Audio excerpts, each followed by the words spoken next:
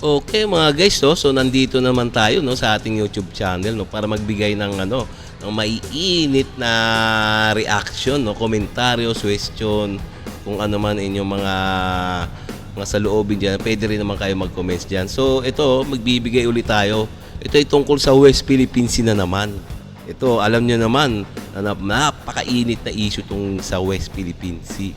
Kasi nga itong mga in-check na to no, nakakabwisit talaga.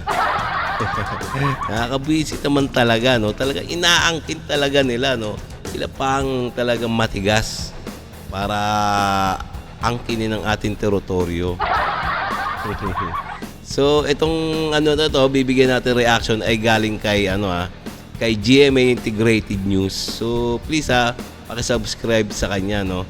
And also please kung bago ka pa lang sa aking channel huwag niyo kalilimutan mag-like and subscribe sa ating YouTube channel bago tayo mag-umpisa. Okay? So, itong pamagat itong pamagat nito na ating bibigyan na reaction ito mga miyembro ng NATO. Ang NATO, alam niyo yung NATO, North Atlantic Treaty Organization Tingnan niyo, matindi to, mga kababayan NATO. Mga malalakas na bansa, mga superpower pagdating sa mga digmaan magsasagawa rin ng Freedom of Navigations Patrol sa South China Sea. Patay kayo mga China. Magsasagawa ng mga pagsasanay ang buong NATO. Talaga sigurado to. Ewan natin kung hindi tumalimbang to mga in-check na to. So ito ang bibigyan natin reaction So okay kay GM Integrated News, please paki-subscribe din sa kanya and also sa ating YouTube channel. Okay? So please ito, umpisa na natin. Patuloy ang pagpapalakas ng depensa ng Pilipinas sa West Philippine Sea sa pamamagitan ng mga pagsasanay kasama ang iba't ibang bansa. Kabilang na riyan ang kamandag exercise na binuksan kanina kung saan isa po sa mga gagamitin ang Navy Marine Expeditionary Ship Interdiction System o Nemesis missile ng Amerika. Nakatutok si Chino Gaston. Wow, matindi yun. Alam nyo ba, mga kababayan, ang Nemesis missile system ayun ang isa sa mga kinatatakutan ng mga in-check. Papakita o gagamitin sa West Philippine Sea sa ngayon. Kaya nga talagang pagpapakita to ng mga lakas no, lakas ng NATO ng Amerika kung paano na durugin ang mga singkit.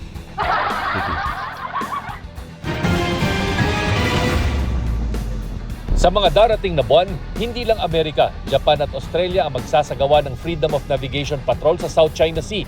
Ayon sa Philippine Navy, darating din ang mga miyembro ng North Atlantic Treaty Organization o NATO, samahan ng mga bansa sa Europa at North America na nabuo pagkatapos ng World War II. Pangungunahan ang Operation High Mast ng isang British aircraft carrier na layong ipakita ang kahandaan ng alyansa na suportahan ang mga kaalyadong bansa sa rehiyon kagaya ng Pilipinas. Yun tingnan nyo naman aircraft carrier ng British pupunta sa West Philippine Sea para ipakita ang suporta ng NATO pagdating sa digmaan itong ating bansang Pilipinas. Ganyan kalakas ang Pilipinas. Ganyang kalakas sa mga kaalyadong bansa. So, ewan natin kung di pa lumuhat o ma-in-check na to. Sa ngayon, regular na nagpapatrolya kasama ng Pilipinas sa dagat at himpapawid ng Philippine Exclusive Economic Zone ang mga barkong pandigma at mga military aircraft ng US, Japan, Australia at UK.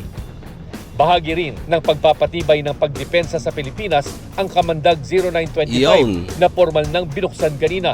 Mahigit 4,000 US at Philippine Marines ang sasabak sa military exercises sa North Luzon at Palawan. Gagamitin rin sa pagsasanay ang US Navy Marine Expeditionary Ship Interdiction System o Nemesis na sandata laban sa mga warship. You'll be using the Nemesis. Yun tingnan niyo naman mga kababayan gagamitin nila at pagpapracticean yung Nemesis na anti-ship missile. Kasi itong kailangan talaga ng Pilipinas. ito yung mga anti-ship missile kasi nga ang ating bansa, alam niyo kung ano yung bansa, ating bansa ay napapalibutan ng mga dagat.